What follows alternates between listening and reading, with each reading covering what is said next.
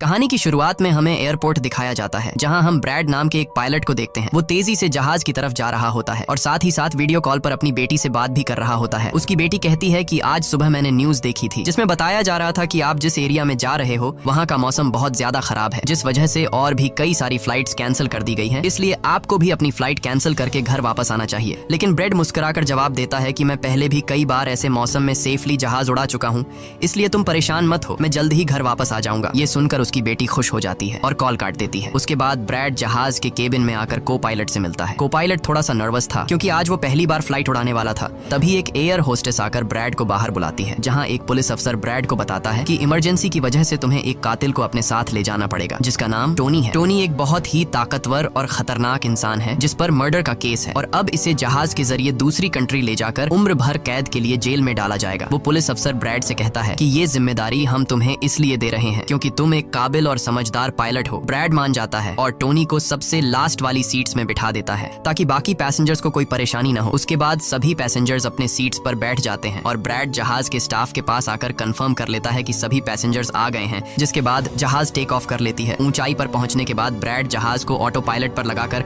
को पायलट के साथ अपनी फैमिली के बारे में बातें करने लगता है। ब्रैड को पायलट को मोबाइल में अपनी बेटी की फोटो दिखाता है और कहता है कि मैं अपनी बेटी से बहुत प्यार करता हूँ और हमारा इस दुनिया में एक दूसरे के अलावा और कोई भी नहीं है। दूसरी तरफ जहाज में बैठे पैसेंजर्स सफर को एंजॉय कर रहे होते हैं, लेकिन उन्हें पता नहीं था कि कुछ देर बाद उनके साथ बहुत ही बुरा होने वाला है। केबिन में बैठे दोनों पायलट्स भी खुश थे और जहाज भी नॉर्मल तरीके से फ्लाई कर रहा था, लेकिन तभी अचानक मौसम खराब हो गया और जहाज हल्के से झटके लेने लगा, जिस वजह से ब्रैड परेशान हो जाता है क्योंकि उसे कुछ ठीक नहीं लग रहा था। वो सभी मुसाफिरों को सीट बेल्ट बांधने के लिए अनाउंस करता है और रेडियो के जरिए वो कंट्रोल टावर से बात करने की कोशिश करता है, पर उसकी बात नहीं हो पाती क्योंकि मौसम खराब होने की वजह से यहाँ के सारे रेडियोज काम करना बंद कर देते हैं। तभी अचानक बिजली का तेज झटका प्लेन से आकर लगता है, जिस वजह से प्लेन जोर जोर से झटके लेने लगता है। ब्रैड पैसेंजर्स का हाल देखने के लिए केबिन से बाहर जाता है। पैसेंजर्स को देखकर ब्रैड को थोड़ा बहुत सुकून मिल जाता है क्योंकि सभी पैसेंजर्स सेफ थे, पर यहाँ अब धीरे धीरे लाइट बंद होती जा रही थी और तभी प्लेन को कई और झटके लगते हैं, जिससे ब्रैड का सिर सामने छत से टकराकर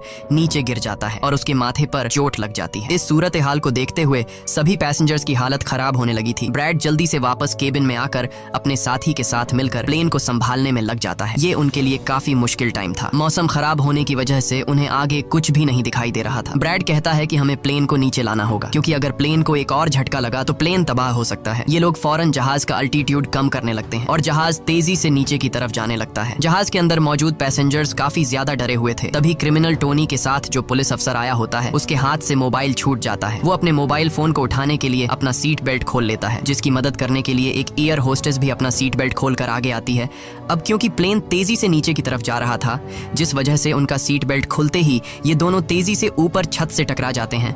ये दोनों इतनी तेजी से छत से टकराते हैं कि उनकी तुरंत मौत हो जाती है। इतने में जहाज काफी कम अल्टीट्यूड पर आ जाता है और किसी तरह करके ये दोनों पायलट जहाज को कंट्रोल कर लेते हैं, लेकिन अब जहाज में ज्यादा पावर नहीं बची होती, इसलिए ब्रैड जहाज को एयरपोर्ट तक नहीं पहुंचा सकता था, जिस वजह से ब्रैड जहाज को नीचे लाकर समंदर में क्रैश लैंड करने का सोचता है। लेकिन तभी ये दोनों कुछ दूर एक आइलैंड देख लेते हैं, जिसके बाद ब्रैड जहाज की डायरेक्शन आइलैंड की तरफ कर लेता है और आइलैंड पर लैंड करने का फैसला करता है। कई मुश्किलों के बाद ब्रैड इस आइलैंड पर मौजूद एक रोड पर फाइनली इमरजेंसी लैंड कर लेता है। लकीली इस इमरजेंसी लैंडिंग में सभी पैसेंजर्स सही सलामत होते हैं और किसी को भी चोट नहीं आती। तभी जहाज में पीछे शॉर्ट सर्किट होता है, जिससे देखकर ब्रैड खुश हो जाता है क्योंकि जहाज में अभी भी थोड़ी बहुत बिजली बची हुई थी। सभी पैसेंजर्स के जहाज से उतरने के बाद एक एयर होस्टेस कैप्टन ब्रैड को बताती है कि क्रिमिनल टोनी को ले जाने वाला पुलिस अफसर मारा गया है और एक एयर होस्टेस भी मारी गई है। ये सुनकर ब्रैड बहुत ज्यादा मायूस हो जाता है। दूसरी तरफ एयरलाइन कंपनी का मालिक देखता है कि उसका एक जहाज अचानक गायब हो